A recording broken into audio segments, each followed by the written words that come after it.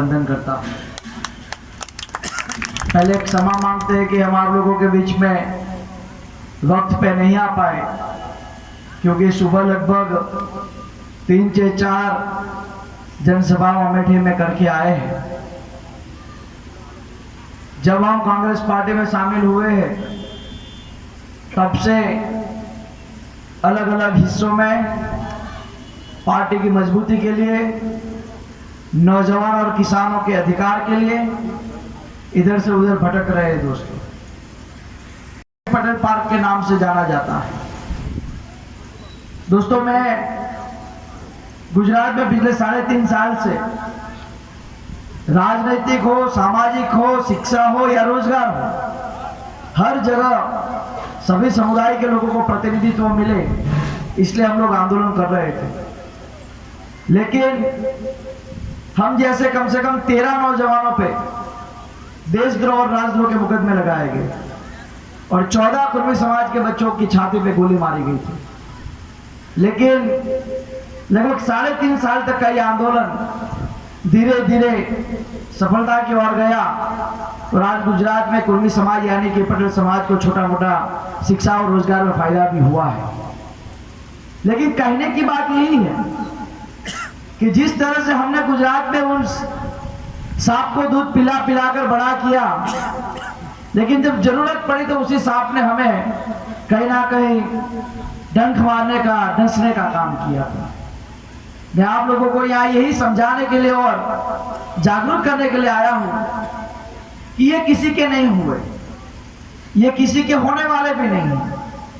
ये भारतीय जनता पार्टी सिर्फ और सिर्फ आरएसएस हो या फिर उन लोगों के नक्शे कदम पर चलना चाहती है जो लोग यहाँ के संविधान को खत्म करना चाहते हैं। और 2009 में जब कांग्रेस पार्टी यूपीए 1 और यूपीए 2 बना तो सोनिया गांधी प्रधानमंत्री बन सकते थे, लेकिन वो नहीं बने, क्योंकि उनका यह मकसद था कि सिर्फ प्रधानमंत्री बनना कांग्रेस पार्टी का लक्ष्य नहीं था।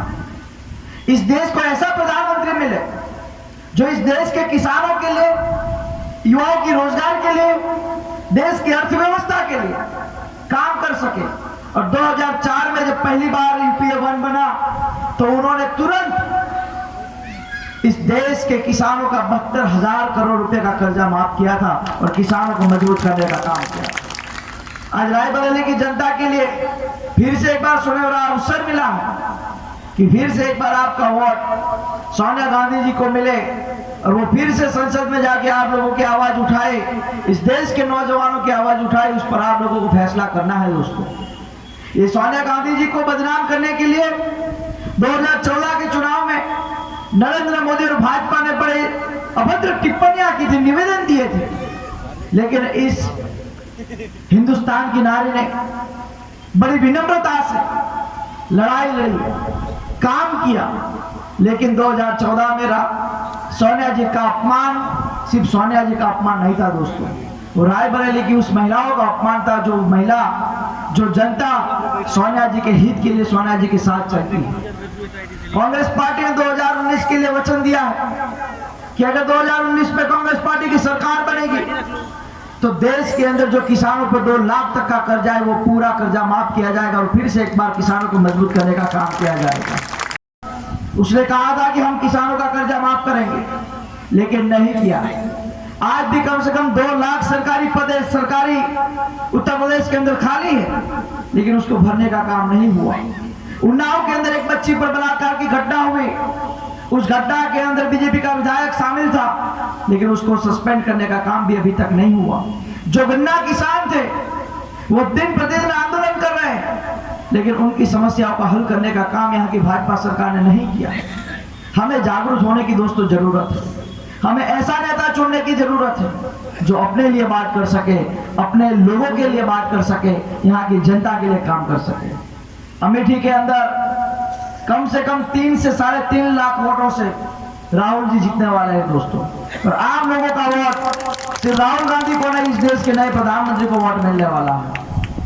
मैं गुजरात से आया हूं, लेकिन मैं मोदी के गुजरात से नहीं, मैं सरदार और गांधी के गुजरात से आप लोगों को बताने के लिए और आप लोगों के बीच में आया हूं दोस्तों।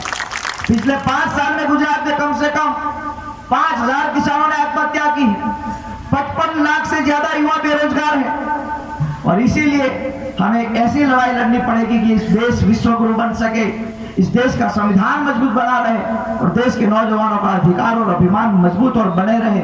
इसके लिए दोस्तों ये चुनाव है, बहुत वक्त बीत गया है, हमें भी यहाँ से अभी आगे जाना है, जहाँ पर रायबरेली की जनता को मिलना है। बड़ा खुश नसीब हूँ मैं कि आप लोगों को मिलने का मुझे मौका मिला है। काफी वक्त हो गया था आप लोगों के बीच में आने का और कम से कम ये सब लोग तो हमारे साथ जुड़े हुए लोग हैं।